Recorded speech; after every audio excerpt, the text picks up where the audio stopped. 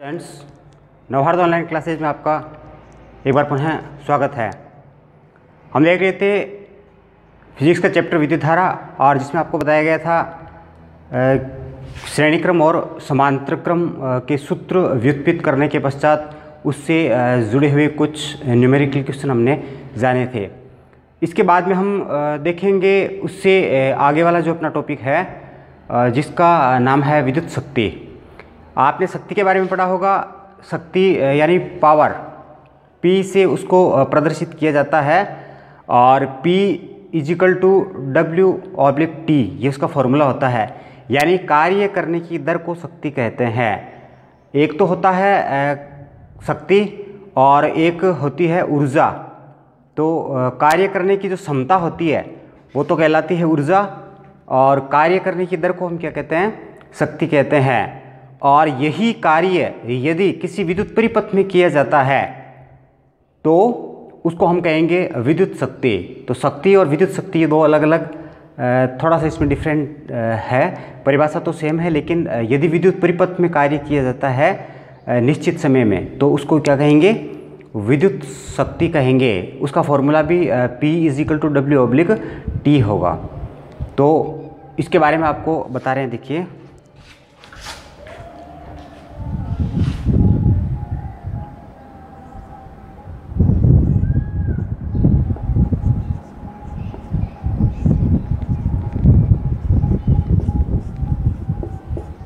इसको P से प्रदर्शित करते हैं किसी विद्युत परिपथ में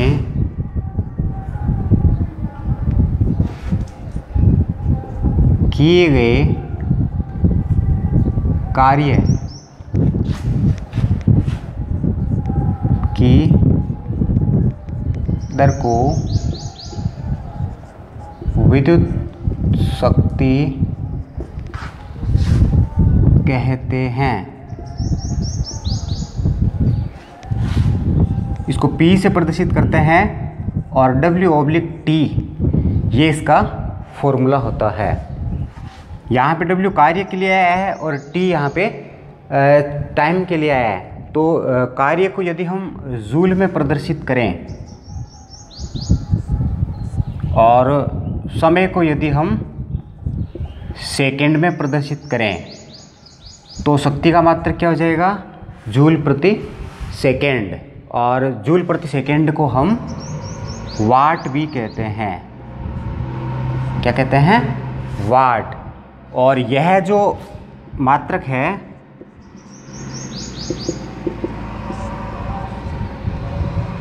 ये विद्युत शक्ति का छोटा मात्रक होता है।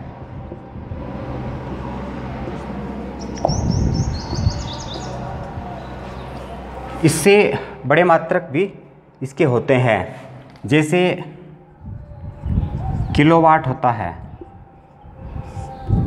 1 किलोवाट कितने वाट के बराबर होगा? 1000 वाट के बराबर। 1000 वाट। और या इसको हम कैसे लिख सकते हैं? 10⁻³ वाट। इसके बाद एक होता है मेगावाट।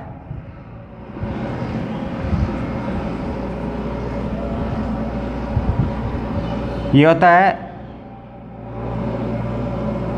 10 लाख वाट के बराबर।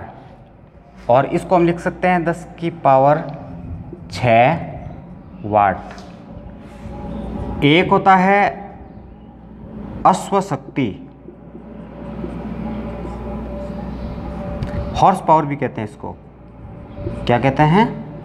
Horse power. किलोवाट को kWh, मेगावाट को MWh। और एक अश्व शक्ति 746 वाट के बराबर होती है। ये इसके बड़े मात्रक है। छोटा मात्रक होता है इसका वाट। और विद्युत शक्ति का जो मात्रक होता है वो एक्चुअल में होता है जूल प्रति सेकेंड। तो इसको वाट कहा जाता है। समझ गए, ये विद्युत शक्ति की परिभाषा और इसके विभिन्न मात्रक। इसका जो कमर्शियल यूनिट इसकी होती है, जो इसका व्यावसायिक मात्रक होता है, वो होता है kWh, किलोवाट घंटा। जैसे हम अपने घरों में जो विद्युत के बिल पे करते हैं तो उसका जो खर्च आता है वो किस में आता है, यूनिट्स में आता है। कितने यूनिट हमने खर्च किए हैं, उसका हमें कितना बिल पे करना होगा, ये जो है वो कैलकुलेशन यूनिट में की जाती है और यूनिट को ही kWh कहा जाता है, किलोवाट घंटा कहा जाता है। एक्चुअल में किलोवाट घंटा होता है और उसको हम सामान्य बोलचाल में यूनिट भी कहते हैं।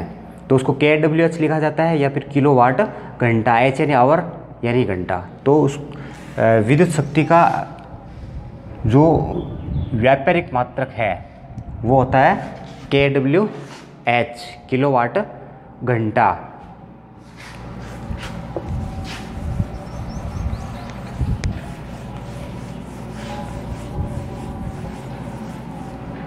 एक क्वेश्चन ऐसे भी पूछा जाता है, एक kWh को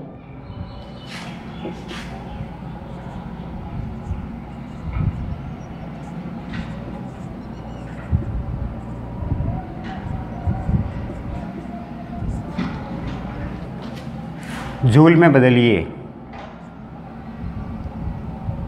1 किलोवाट घंटा है ये। किलो को यहाँ से अगर हम हटाएंगे तो क्या होगा, इंटू 1000, क्योंकि 1 किलो में 1000 वाट होते हैं। 1 किलोवाट में कितने वाट होते हैं, 1000। तो यहाँ पे k को हटा के उसकी जगह पे वाट लिख देंगे, ये इसमें कन्वर्ट हो गया। इसके बाद में यहाँ पे लिखा है, ये किलोवाट की बात थी, अब इसमें लिखा है h यानी आवर यानी घंटा। 1 घंटे में कितने सेकंड होते हैं,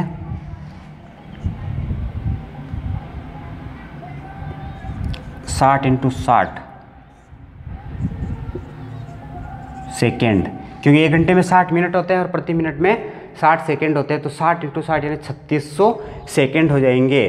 तो वाट इंटू सेकेंड में कन्वर्सन हो गया इसका, वाट इंटू सेकेंड। और इसको हम क्या कर लेंगे, गुणा। 1000 को 1 से गुणा किया तो कितने हो गए, 1000। इसको इससे गुणा करेंगे तो कितने हो गए, 3600। अब इन दोनों को हम गुणा कर लेते हैं तो यहाँ पे आ जाएगा 3600 और 3 जीरो और जोड़ देंगे इसमें, ये देखिए। और यहाँ पे वाट और सेकंड जो है, वाट इंटू सेकंड को क्या कहते हैं, जूल कहते हैं। तो ये जूल में इसका कन्वर्सन हो गया। अब देखिए 1 2 3 4 5 और 6 अंकों के पहले हम पॉइंट लगा रहे हैं, तो 3.6 × 10⁻6 जूल इसको लिखा जा सकता है। 1 kWh बराबर जूल का मान देखना चाहिए तो क्या हो जाएगा, 3.6 × 10⁻6 जूल। तो 1 kWh को जूल में बदलिए, अगर ऐसा पूछे तो ये इसका आंसर होगा, 3.6 × 10⁻6।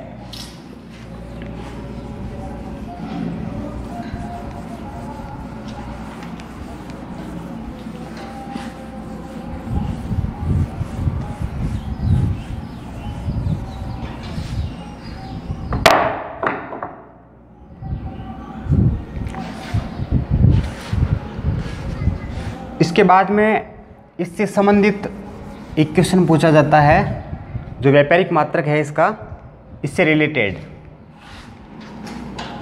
एक क्वेश्चन यहाँ पे करके दिखा रहा हूँ मैं आपको। किसी घर में 2 बल्ब 100 वाट के प्रतिदिन 8 घंटे चलते हैं।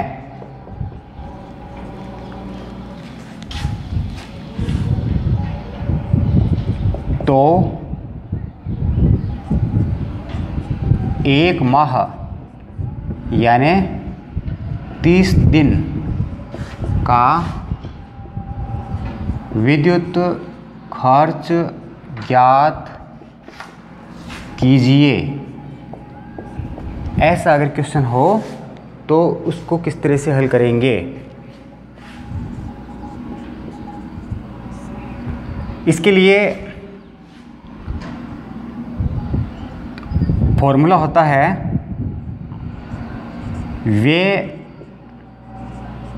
विद्युत ऊर्जा इजिकल टू शक्ति किसमें, वाट में, इनटू समय किसमें, सेकेंड में, ऑब्लिक 1000। ये इसका फॉर्मूला होता है। यहाँ पे मान रखिए और इसका आंसर निकाल सकते हैं। तो यहाँ पे देखिए हमें चाहिए शक्ति और हमें चाहिए समय। तो जो मान दे रखे होते हैं उसको लिख लेते हैं। पहले दिया गया है शक्ति यानी P कितनी है, 2 बल्ब है और प्रत्येक बल्ब कितने वाट का है, 100 वाट का। तो 2 को 100 से गुणा करने पे 200 वाट ये शक्ति आती है। और प्रतिदिन 8 घंटे चलते हैं और 1 माह तक चलते हैं। एक दिन में 8 घंटे चलते हैं और 30 दिन तक चलेंगे। तो टोटल जो समय होता है उसको हमें किस में लेना पड़ेगा, घंटों में। तो इसको घंटों में बदल लेंगे। 30 को 8 से गुणा करने पे टोटल मान जो है वो घंटे में आ जाएगा। एक दिन में 8 घंटे तो 30 दिनों में कितने घंटे हो गए, 240 घंटे हो गए। और अब हमें ये विद्युत ऊर्जा ज्ञात करनी है। तो इसमें मान रख के ज्ञात कर लेंगे व्यय विद्युत ऊर्जा इजिकल टू शक्ति का कितना है, इसमें टोटल शक्ति कितनी है, ये 200 वाट इनटू समय कितना है इसमें 240 घंटे, ऑब्लिक सूत्र का 1000 इसमें लगा देंगे। तो 1 2 और 3 0, 1 2 और 3 0। अब बच गए 24 इंटू 2। 24 को 2 से गुणा कर लेंगे तो अपने पास में क्या आया, 48 यूनिट या 48 kWh, जिसको हम सामान्य बोलचाल में यूनिट भी कहते हैं। ये अपना आंसर आ गया। यदि इस क्वेश्चन में ऐसा भी पूछा गया हो कि यदि प्रति यूनिट 5 रुपये या फिर 7 रुपये या 2.5 रुपये कुछ भी जो राशि दे रखी होती है, उतना यदि 1 यूनिट का खर्च हो तो टोटल विद्युत खर्च कितना आएगा। तो हम क्या कर लेंगे, लास्ट में कुल विद्युत खर्च इजिकल टू 48 को गुणा कर लेंगे। जैसे मान लीजिए 5 रुपये प्रति यूनिट है तो 5 को 48 से गुणा करने पे जो राशि आएगी वो हमारा बिल होगा। इस तरह के क्वेश्चन जो है वो आपसे पूछे जा सकते हैं। तो ये फॉर्मूला आपको याद रखना है। टोटल शक्ति को आपको वाट में लेके आना है और समय को सेकंड में बदलना है। फिर इसमें 1000 का भाग देना है।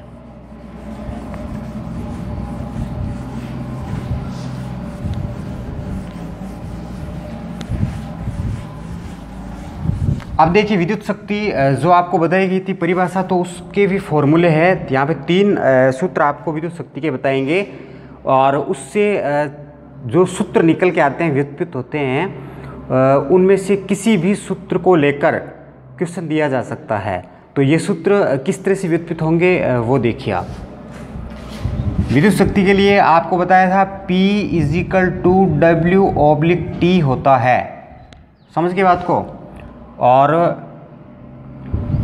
किसी भी स्रोत में जब हम बैटरी से उसको कनेक्ट करते हैं तो हम उसमें शक्ति निवेशित करते हैं। क्या निवेशित करेंगे हम उसमें, शक्ति। और ये जो निवेशित शक्ति होती है वो उसमें उत्पन्न ऊष्मा या फिर उसके द्वारा किए गए कार्य के इक्वल होती है, जिसका मान कितना होता है, VIT इसके बराबर होता है। यानी W = V × Q ये होता है। और चूंकि Q = IT होता है, अतः अपना फॉर्मूला क्या हो जाएगा, W = VIT। किसी भी स्रोत के अंदर निवेशित शक्ति जो होती है वो उस के द्वारा उत्पन्न ऊर्जा उष्मा या फिर किए गए कार्य के इक्वल होती है। तो यहाँ पे उस निवेशी शक्ति का मान कितना है, VIT, जो किसके इक्वल होगी, W के इक्वल होगी। तो यहाँ पर इस सूत्र में हम W की जगह पे यदि ये लिख लें P = VIT/T, तो T जो है वो T से कट जाता है, तो अपने पास फॉर्मूला आता है VI। ये शक्ति का पहला फॉर्मूला है। इसके बाद में दूसरा फॉर्मूला हम देखते हैं। ओम के नियम से V = क्या होता है, ओम के नियम से V = IR होता है। अतः समीकरण 1 से, ये समीकरण 1 है, इसमें V की जगह पे क्या रख लेंगे, IR। तो P = V की जगह पे क्या रख लें, IR, और इनटू ये क्या रहेगी और I और बच गई। तो अपना जो फॉर्मूला है वो क्या हो गया, P = I²R। ये हो गया शक्ति का दूसरा सूत्र। इस पर बेसिस भी क्वेश्चन पूछे जा सकते हैं। तो एक ये हो गया, ये दूसरा हो गया। अब आपको बता रहे हैं तीसरा। तो तीसरे में इसी में देखिए, ओम के नियम से V = IR होता है, तो I = भी होता है कुछ न कुछ। तो क्या होता है, ओम के नियम से I = V/R। ये होता कि नहीं होता है, जब V = IR है तो I = V/R होगा कि नहीं होगा, होगा ना। तो फिर ये अब की बार ये लगा देते हैं। पिछली बार हमने V को हटा के IR जोड़ा था, अब की बार I को हटा के V/R जोड़ देंगे। अतः समीकरण 1 से, ये है समीकरण 1, इसमें I की जगह पे क्या रख लेंगे, V/R रख लेंगे। तो अपना नया समीकरण क्या होगा, P = V की जगह पे V आएगा, इंटू I की जगह पे क्या आएगा, V/R आएगा। अब जो अपना फॉर्मूला तैयार हुआ है वो क्या होगा, P = V²/R। ये अपना तीसरा फॉर्मूला है, P के लिए तीसरा फॉर्मूला है ये। तो टोटल कितने फॉर्मूले इसके हो गए P के, ये पहला रहा, और ये रहा दूसरा फॉर्मूला, और ये रहा तीसरा फॉर्मूला P के, यानी विद्युत शक्ति के। देख लिया सब लोगों ने। एक तो ये होता ही है P = V × I। अब इनमें से किसी को भी लेकर आपसे प्रश्न पूछा जा सकता है। आप कहेंगे कि इसके उत्तर देने में कोई दिक्कत तो नहीं होगी, नहीं होगी। क्यों नहीं होगी, क्योंकि हमें किन राशियों के मान दे रखे हैं उस पर आधारित हम फॉर्मूला लेंगे और उसका उत्तर निकाल लेंगे। जैसे अभी मैं एक क्वेश्चन जो है वो आपको बता रहा हूँ, पता चलेगा। एक क्वेश्चन अपना देखिए, किसी विद्युत बल्ब को यहाँ पे लिख देता हूँ,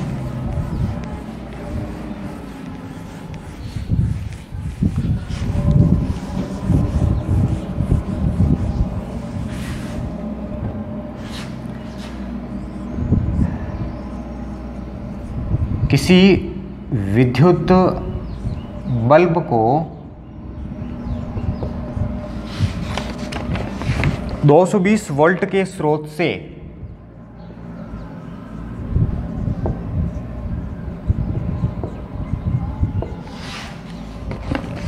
जोड़ने पर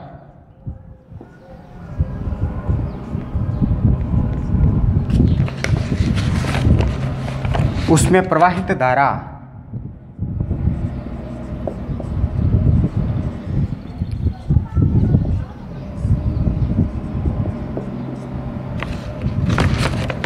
0.5 एम्पियर है।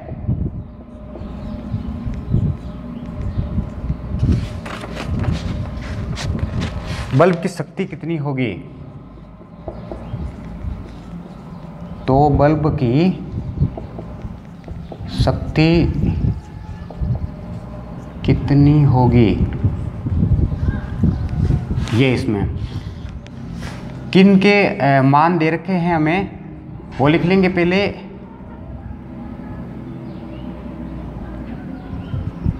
दिया गया है तो इसमें V का मान दे रखा है एक तो V = 220 वोल्ट, और हमें क्या दे रखा है इसमें, धारा का मान दे रखा है I का मान 0.5 एम्पियर।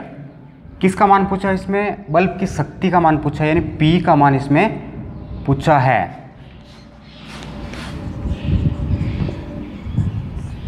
P = V × I, ये इसमें होता है।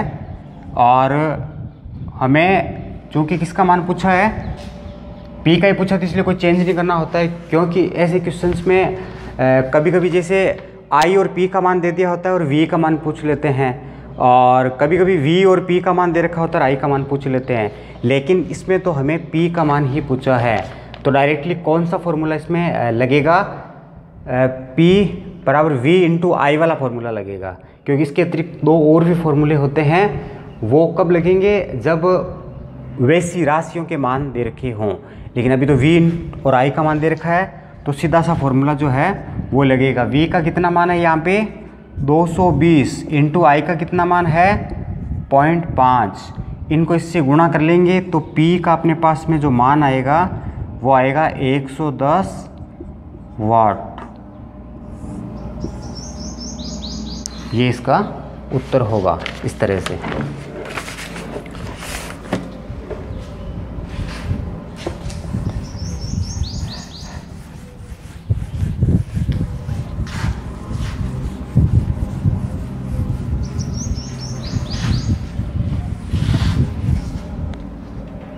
अब देखिए इसमें एक आता है विद्युत धारा का तापीय प्रभाव, इसको ऊष्मीय प्रभाव भी कहते हैं। आपने 8th क्लास में पढ़ा होगा विद्युत धारा का ऊष्मीय प्रभाव या फिर तापीय प्रभाव कह लीजिए। तो किसे कहते हैं, किसी भी तार में जब विद्युत धारा प्रवाहित की जाती है तो वह तार गर्म हो जाता है, इसे विद्युत धारा का ऊष्मीय या तापीय प्रभाव कहा जाता है। और इस पे आधारित युक्तियों के नाम क्या होते हैं, विद्युत हीटर होता है, विद्युत बल्ब होता है, इसके अलावा आपके गीज़र है, विद्युत प्रेस है, ये सारे जो विद्युत केतली है, निमज्जन छड़ है, ये सब जो है वो किस प्रभाव पे आधारित युक्तियाँ होती है, विद्युत धारा के तापीय प्रभाव पर आधारित युक्तियाँ होती है। इस विद्युत धारा प्रवाहित करेंगे तो वह गर्म हो जाती है, गर्म होकर अपना कार्य करती है।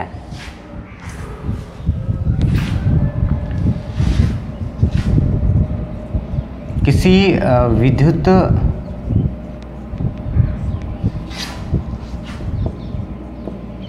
प्रतिरोध में धारा प्रवाहित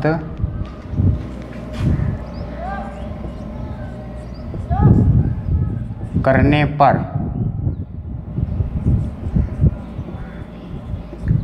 T समय में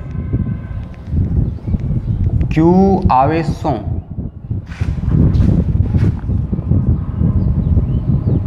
के प्रवाह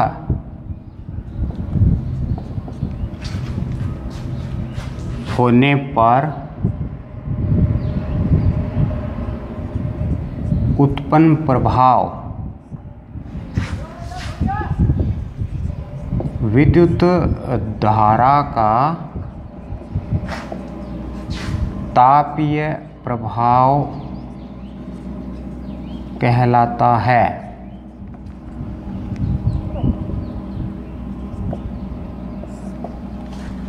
समझिए, किसी विद्युत प्रतिरोध में धारा प्रवाहित करते हैं तो T समय में Q आवेश प्रवाहित होते हैं उसमें से, और इससे जो प्रभाव उत्पन्न होता है वह विद्युत धारा का तापीय या ऊष्मीय प्रभाव कहलाता है।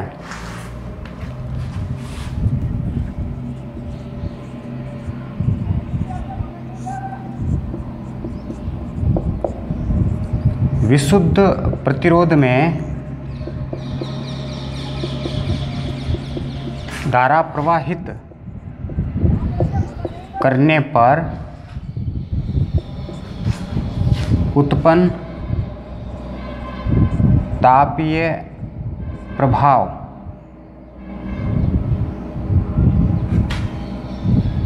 या फिर हम इसको कह सकते हैं उत्पन्न ऊष्मा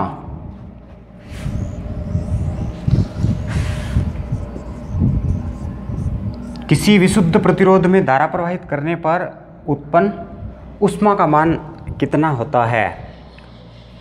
इसको हम एक शब्द में कहते हैं जूल का तापीय नियम या फिर जूल का ऊष्मीय नियम। तो ये जो है वो सूत्र रूप में किस तरह से लिखा जाएगा और किस तरह से इसको व्युत्पन्न किया जाता है वो यहाँ पे बता रहे हैं।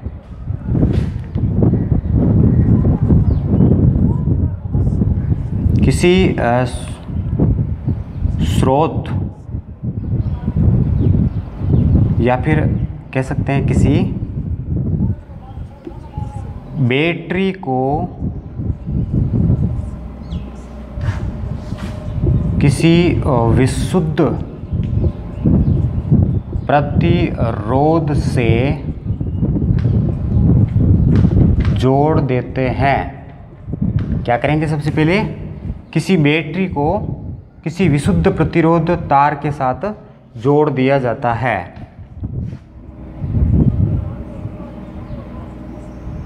जिसका प्रतिरोध कैपिटल R, उसमें प्रवाहित धारा I तथा तार के सिरों के बीच उत्पन्न विभवांतर का मान V है। तो Q आवेश को T समय में प्रवाहित होने में किया गया कार्य W = V × Q होता है। एक बार इसको देखिए अपने, किसी बैटरी को किसी विशुद्ध प्रतिरोध तार के साथ में जोड़ देते हैं और उस विशुद्ध प्रतिरोध का मान कितना है R, उसमें प्रवाहित होने वाली धारा का मान कितना हो यदि I, और तार के सिरों के बीच में उत्पन्न विभवांतर का मान कितना हो V अगर हो, तो Q आवेश को स्मॉल t समय में उसमें से तार में से आवेश बहेंगे और कितने समय में बह रहे हैं, स्मॉल t समय में। Q आवेश को स्मॉल t समय में प्रवाहित होने में किया गया कार्य का मान कितना होता है, W = V × Q होता है। और आपको धारा के सूत्र से पता है Q बराबर क्या होता है, IT होता है। अतः W बराबर V × IT, ये फॉर्मूला हो जाएगा अपने पास में W = VIT। समझ गए। और ये जो मान है वो किया गया कार्य है, और किया गया कार्य जो है वो किसके बराबर होता है,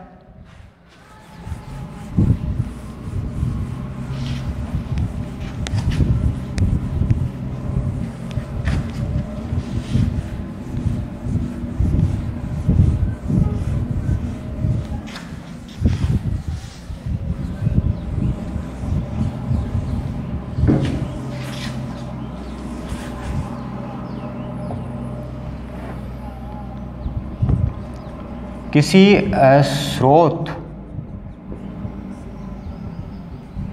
में निवेशी शक्ति उस स्रोत द्वारा किए गए कार्य के बराबर होती है, अर्थात P = W। और ये जो कार्य है वो निवेशी शक्ति के बराबर होता है या फिर इसमें उत्पन्न ऊष्मा के इक्वल भी होता है। अतः W = H। H यहाँ पे क्या है? ऊष्मा। वापस देखिए इसको, किसी स्रोत में जो निवेशी शक्ति है वो उस स्रोत द्वारा किए गए कार्य के बराबर होती है, अर्थात P = W या फिर WH के बराबर भी होता है। क्यों होता है? क्योंकि निवेशी जो शक्ति होती है वो उसमें ऊष्मा में परिणित हो जाती है, ऊर्जा के रूप में परिणित हो जाती है। इसीलिए हम W = H भी लिख सकते हैं। तो ये जो फॉर्मूला है इसमें हम W की जगह पे क्या लिख लेंगे? H = VIT लिख लेंगे। और अब आपको पता है ओम के नियम से